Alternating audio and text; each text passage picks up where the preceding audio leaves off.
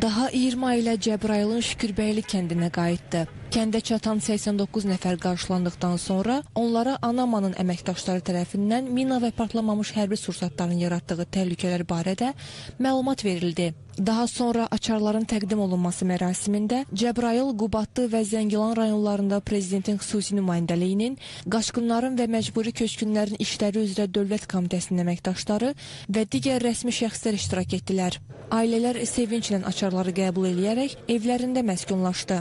Bununla da Şükürbəyli kəndində 89 nəfər üçün yeni həyat başladı.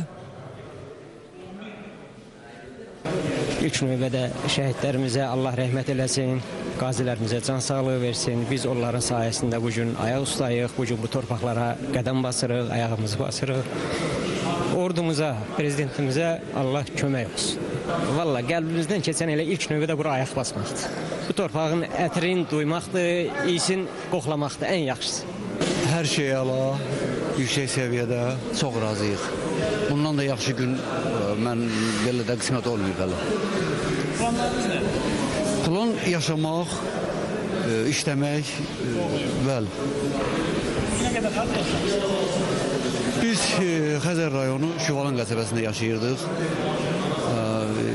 Yəni dövlət tərəfindən məsləhət bu oldu, köçürüldük. Gəlmişik bugün, şükür bugünə. Hər şey yaxşıdır. Çox. Mən ömrümün 30 ilini burada yaşamışam.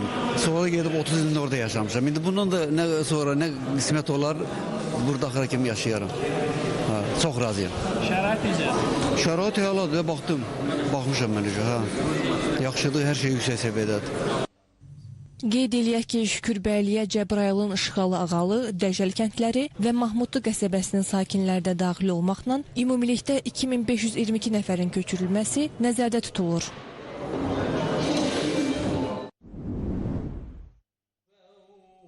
Dini qurumlarla iş üzrə Dövlət Komitəsinin tabeliyində fəaliyyət göstərən Azərbaycan İlahiyyat İnstitutu və Bakı İlahiyyat Kollecinin məzun günü keçirildi.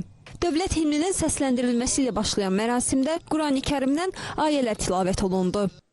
Tədbirdə çıxış edən rəsmi şəxslər məzunları təbrik edərək onlara gələcək fəaliyyətlərində uğurlar arzuladılar.